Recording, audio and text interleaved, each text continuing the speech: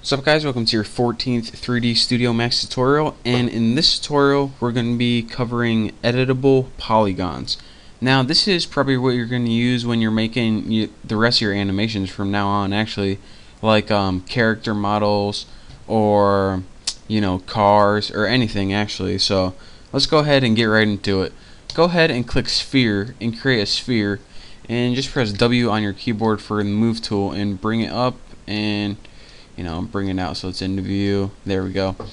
So now that we created a sphere, what we would usually do according to our last tutorials is right click it and create editable spline. But what we want to do is right click this, press convert to, and convert to editable poly. Now I can't show you this or else my screen recorder will mess up it again. I'm going to right click it, convert to editable poly. So you do that and I'll see you in a second. Alright guys, I just selected this, converted it to editable poly, and it brought up our modify tab and it shows that this is indeed an editable poly.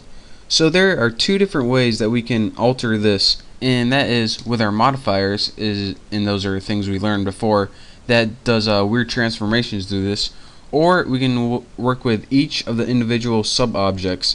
So if we go ahead and expand this menu right here, we can see them all.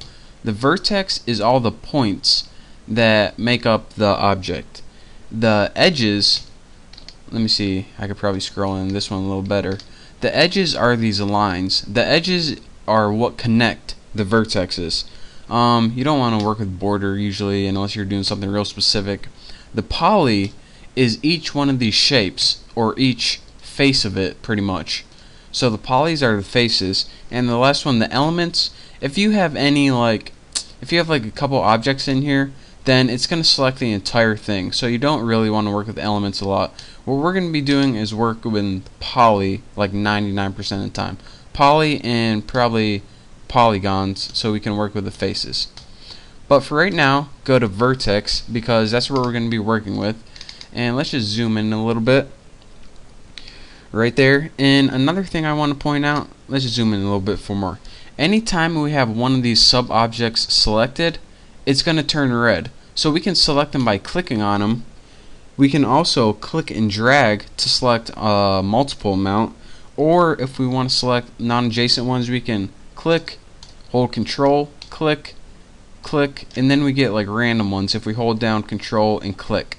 So that's how we select various what they're called, sub-objects. And again, once you select them, they're going to turn red. Now, a problem that we have with selecting sub-objects is, here's what happens. Whenever you select a sub-object like this, it doesn't only select the ones you see. What it does is it looks through this, and if you can see in this one, probably shouldn't have just selected them all. It not only selects the ones in front right here, but it selects the ones behind it too. And that's because if I turn this, whenever I select it, the box here, what's a better way to see this? Like right here. Whenever I select these up here, it looks through, and now you can see it selected the ones behind it too. So not only the ones that you could see, but the ones through, that the ones you couldn't see as well. So this is a problem whenever we're trying to work with only this side of the sphere. So what do we want to do that whenever we could select it like this, it only selects these and not the ones behind it too? Like there. Well, let's go back home, and what we can do is check this little box. Need to take a break here for a second, and this is called ignore backfacing. And what this little thing does is it only selects the ones with the normals pointing towards you, or in other words, it only selects the ones that you can see and it doesn't go through it. So now when we have that checked and we select this, look at this, the ones in the back are not checked, only the ones in front. How awesome is that? So I usually have ignore backfacing on all the time. I don't really know why they have it as the default off, because you usually want to have it on.